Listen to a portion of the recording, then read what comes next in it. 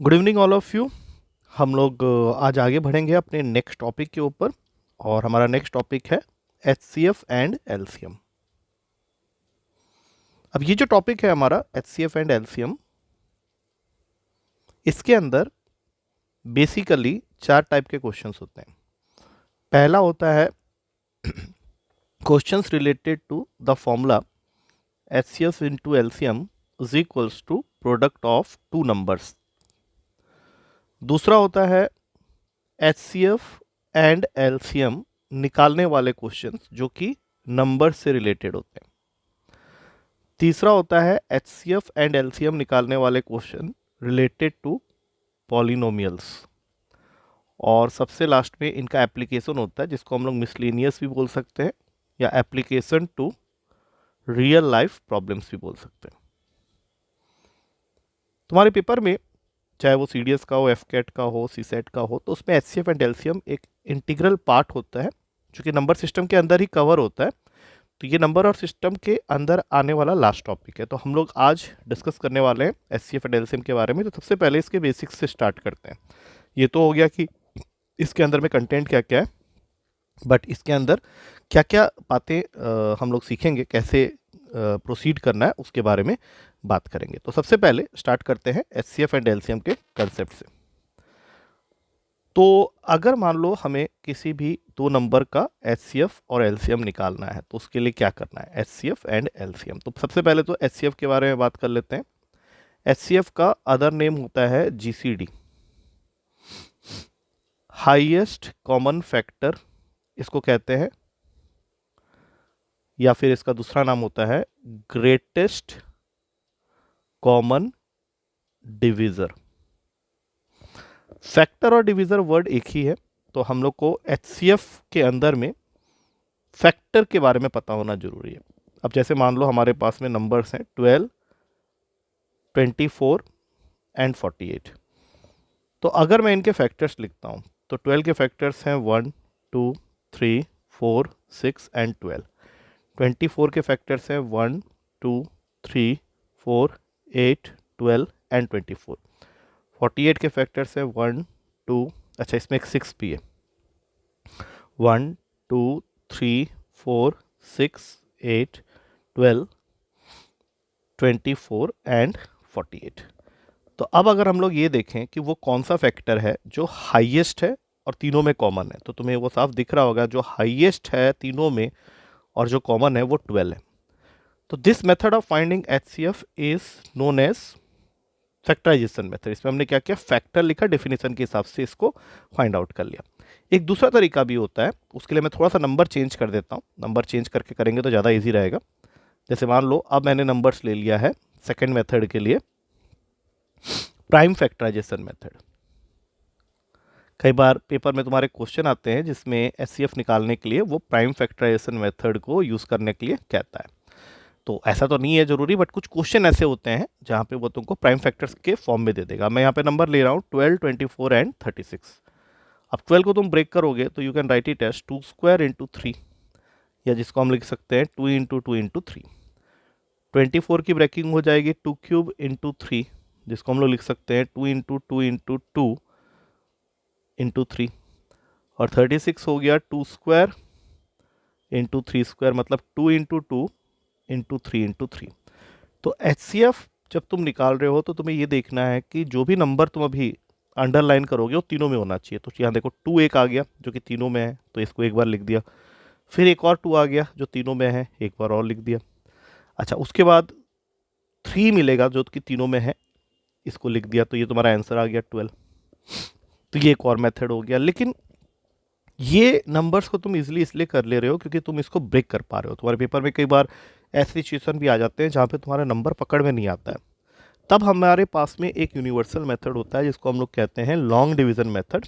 उसको फॉलो करके हमें एचसीएफ निकालना सीखना चाहिए, क्योंकि चाहे कोई भी नंबर्स दिया हो, इस पर्टिकुलर मेथड से जो मैं आप बताने जा रहा हूँ, it will help you a lot in calculating all type of cases.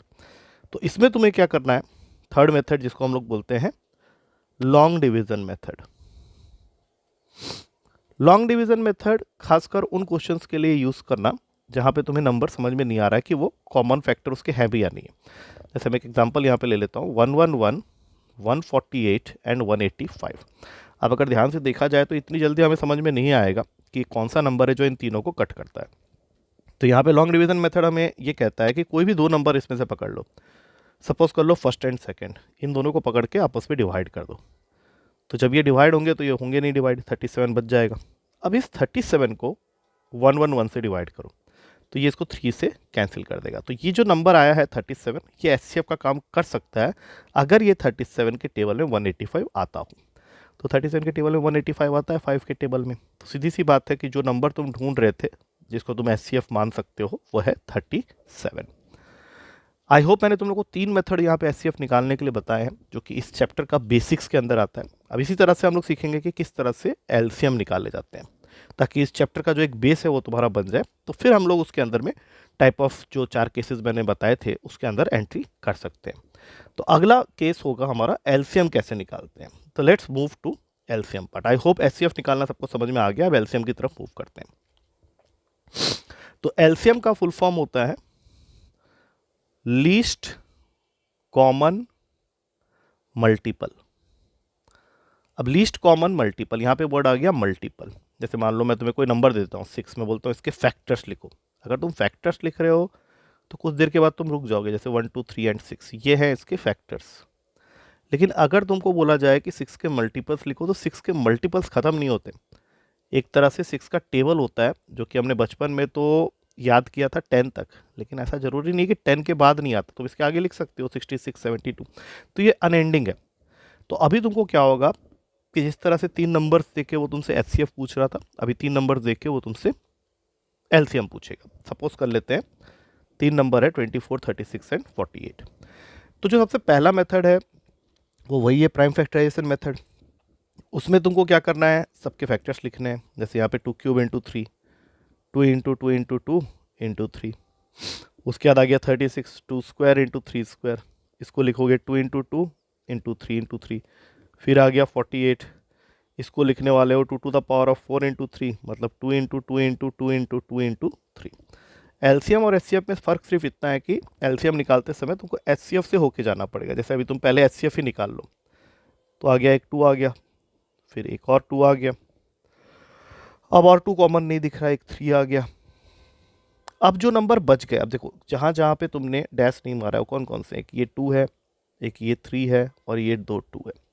तो अगर मैं इनको भी इसमें मल्टीप्लाई कर दूँ तब जाके मुझे मिलेगा एलसीएम। तो 2 टू द 4, 4 टू द 8 और 8 इंटू 4 32 इंटू 3 इंटू 3, ये तुम्हारा हो गया 9। ये तुम कैलकुलेट कर सकते हो, 32 इंटू 9, ये तुम्हारा जो भी है एक आंसर तुमको मिल जाएगा यहाँ पे।